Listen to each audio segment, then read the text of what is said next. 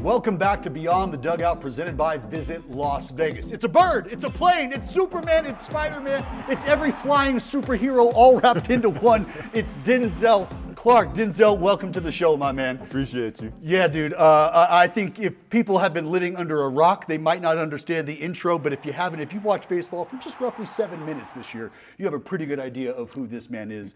Denzel, we're going to start here. Where does he get it from? He get it from his mama.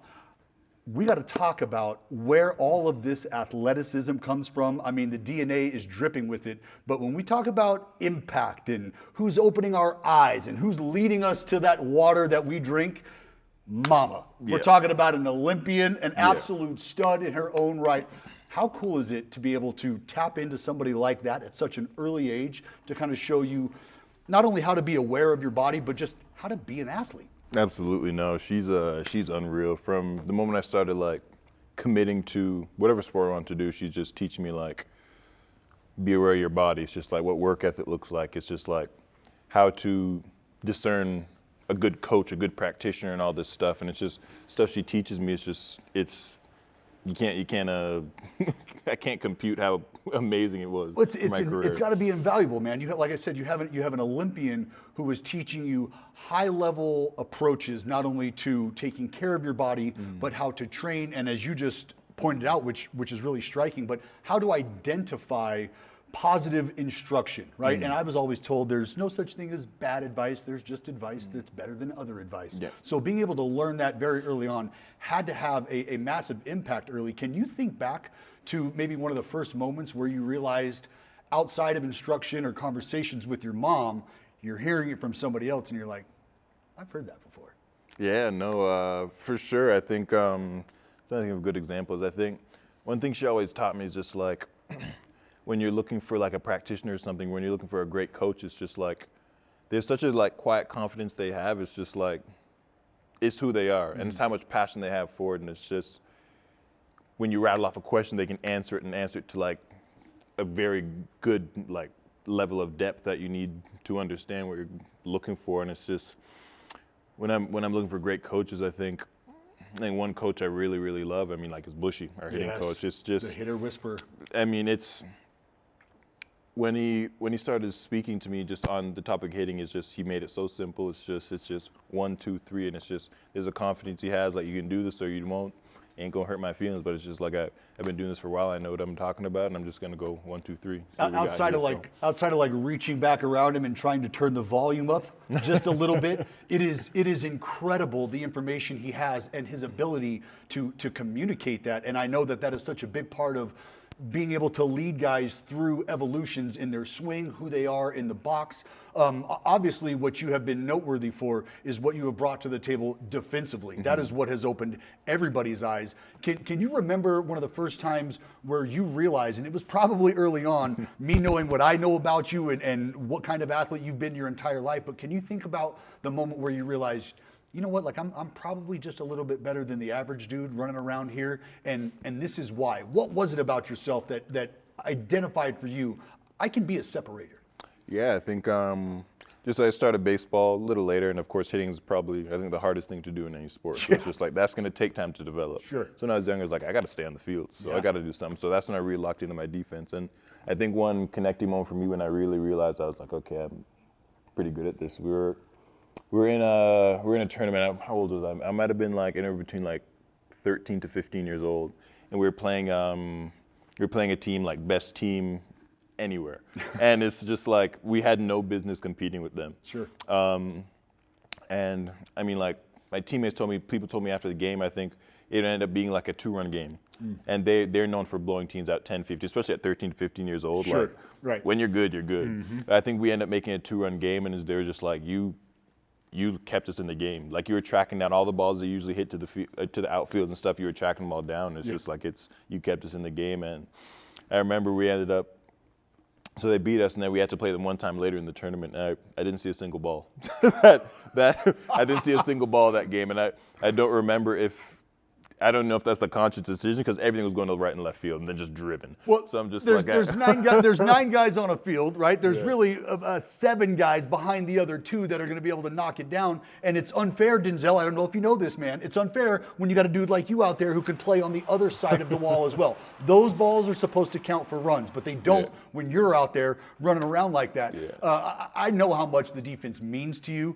I want to ask you quickly because I think I already know the answer. We've had this discussion before, but what's cooler for you? What do you crave doing more? Is it taking a run off the board via your defensive effort, or is it putting a run on the board with the bat? Yeah, I think just generally, just got to be taking one away. I think that's really special about it. Just like, I mean, walk-off homers are sick. Those are dope. You can't, Those are you dope. can't deny that. Those are dope. I've never had like a robbing home run, game-saving like play to finish off a game. So that'd be kind of cool. We got time. That'd be kind of cool. So we'll see what we got.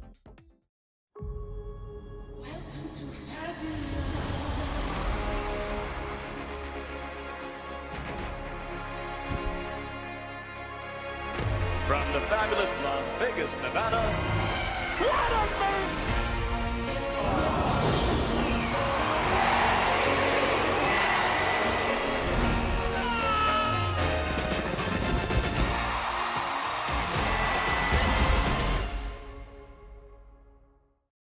I want to get back into the batter's box now because we've talked a lot about what you do bring to the table defensively, and you mentioned Darren Bush and the hitting whisperer that he is. What was your biggest eye-opening moment when you got to the big leagues for the first time? Because the game is played, the game is received at just a little bit of a different level in terms of speed all around. So what was the biggest eye-opener for you, I guess, when you first showed up knocking on the door of the big leagues? I think the biggest thing is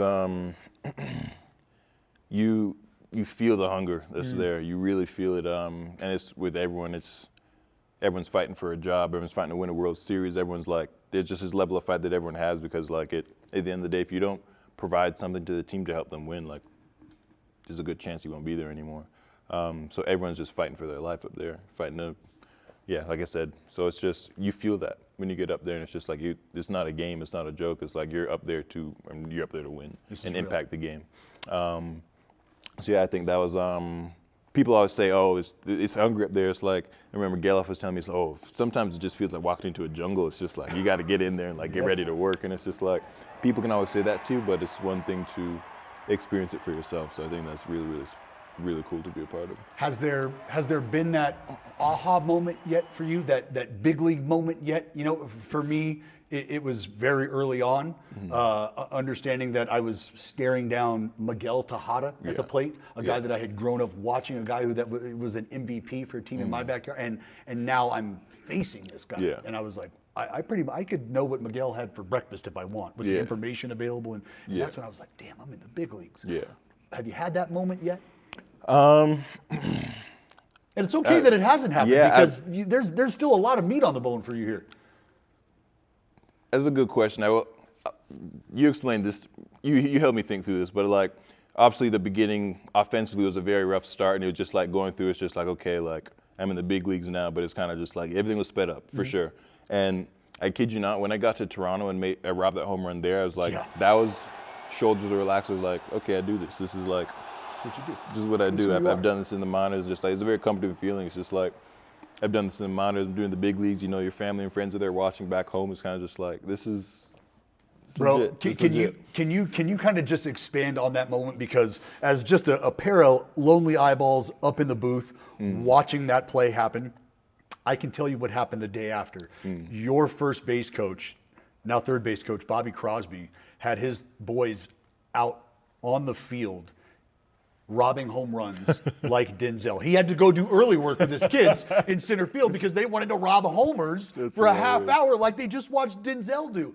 I got to feel the energy of what felt like an entire country wrapping their arms around their hometown kid, making the greatest play that I think any of them had ever seen up until that point, a play that I think, amongst others, could hopefully be rewarded with acknowledgement at the end of the year awards. So what was that like emotionally for you to kind of achieve that, like, that point of relaxation and to happen in your own backyard?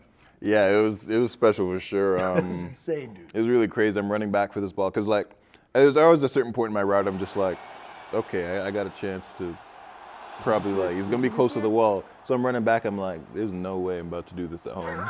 Just like I'm running back for it, and then I realized how close I am to the wall, and I was like, all right, let's do it. Let's do it. And it was a special moment for sure.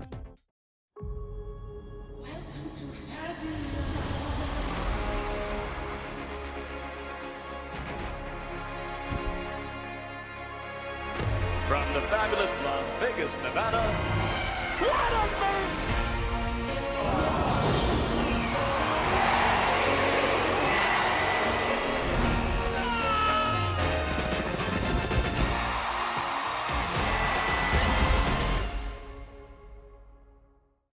Beyond the Dugout, presented by Visit Las Vegas. I want to go beyond the dugout now because we're well aware of what kind of superstar you are in the making on the field. But who you are off the field, I think, is something that a lot of fans want to get to know more about, especially with our players and coming into the community. What does Denzel like to do when he's not robbing homers, when he's not grinding it out in the cage with the hitting whisperer, Darren Bush? What is Denzel doing to kind of let his hair down and relax the shoulders? Yeah, I think big family man. Love spending time with my friends. It's really cool. Whenever I'm in certain cities and I know my homies are out there, you just shoot them a text. It's just like if we have time, we're connecting, we're grabbing breakfast, we're hanging out. So it's like family time, quality time is important to me. In terms of TV, I didn't really watch any TV for real until like 2020. Okay. And like once 2020 hit, like obviously nobody had anything to do because like COVID was going on. Right.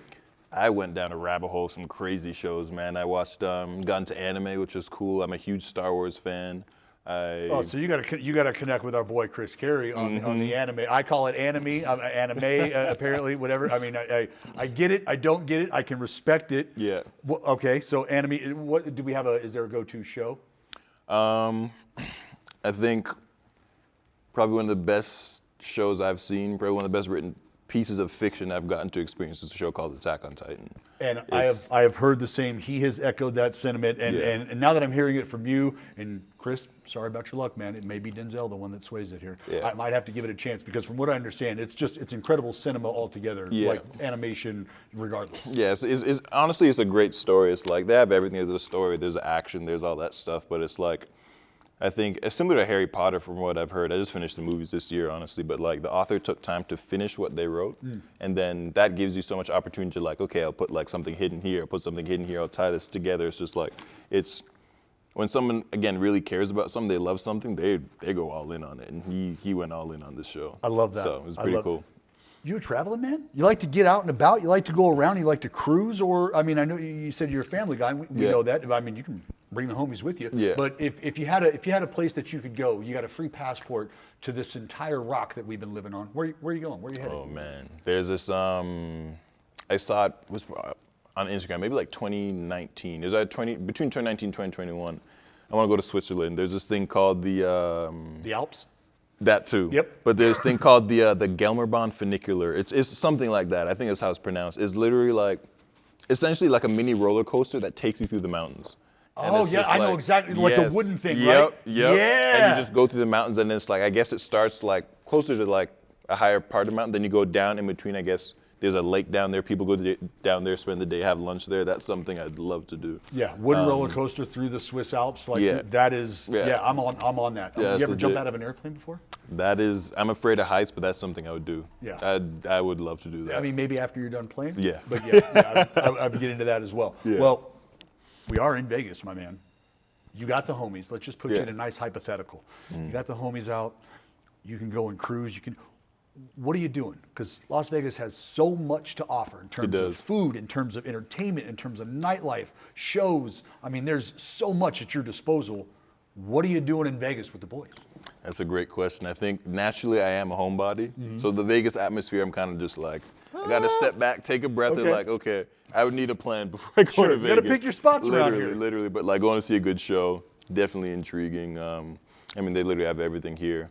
We were speaking just about the Sphere and stuff. Like I would love to go experience something there, but it's just picking and choosing my battles, you know? It's a place where you definitely have to pick and choose your battles. Yeah. We have been fortunate enough to watch you pick and choose your routes to baseballs in the outfield, pick and choose pitches to hit out of the ballpark. You've hit one of the longest homers in the big leagues last year. Denzel, watching your evolution through the minor leagues to knocking on the door in the big leagues, arriving and becoming what I believe will be a perennial Gold Glove contender, a Platinum Glove defender, in my opinion.